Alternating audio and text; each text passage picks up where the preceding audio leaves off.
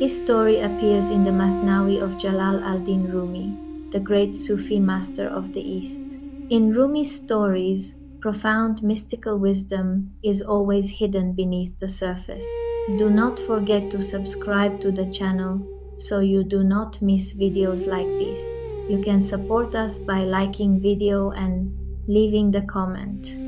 Let us begin. One day, Mahmud of Ghazni went out hunting. He was chasing a gazelle, tracking it on his horse, and had ridden away from his men. In the distance, he spotted a few Turkmen tents and approached them. He was very thirsty, so he asked for water from one of the dwellings. A young Turkman named Eyaz came out to meet him. Recognizing from the Sultan's attire and demeanor that he was the ruler, Eyaz greeted him with great respect.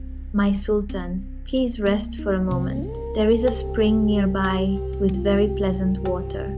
My father has just gone there to fetch some. I will serve you that water," he said.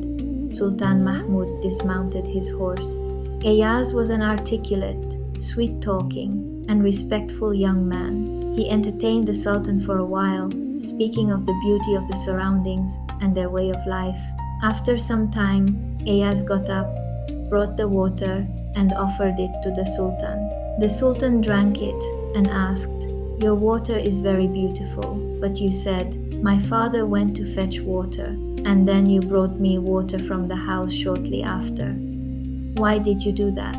Eyaz explained, "If I had given you water the moment you arrived, it would have made you ill, as you were overheated.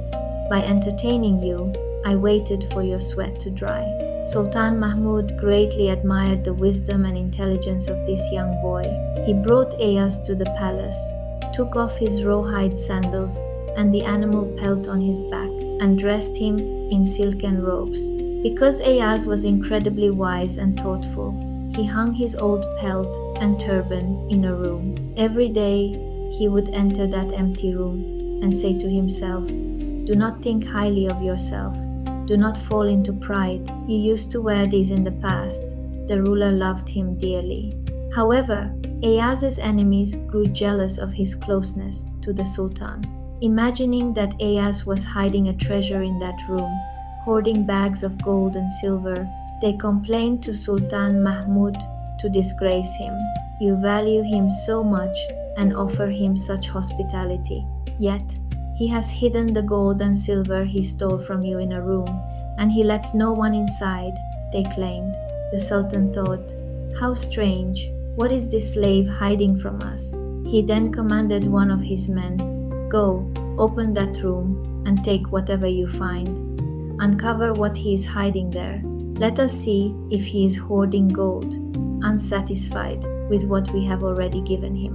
The Sultan's man went to open Eyaz's room with 30 guards, announcing, "By the Sultan's command, we will open this room." Expecting to find treasure, gold cauldrons, and silver, they opened the door with immense curiosity. Just like flies swarming over sour iron, they barged into the room, pushing and shoving one another. Once inside, they looked left and right, but could see nothing more than a pair of tattered sandals and an old pelt.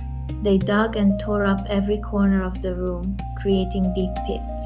In the end, finding nothing, they refilled the holes they had dug. Covered in dust and dirt, they returned to the Sultan's presence. Concealing his thoughts, the Sultan asked, "Tell me, what did you do? Where are the gold and silver?"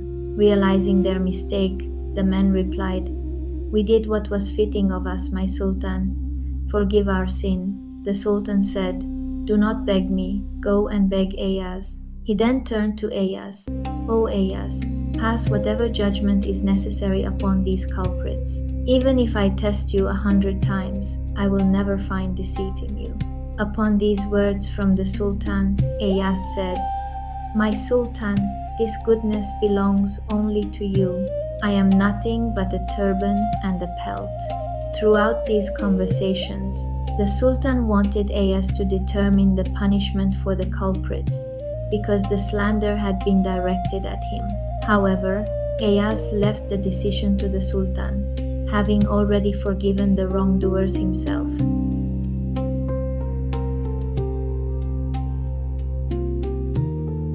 Every story carries a lesson, and this one is no exception. In this tale, Rumi describes the before and after of an important person, reminding us that getting caught up in wealth, status, and ego is wrong. It teaches that prosperity and opportunities are not eternal.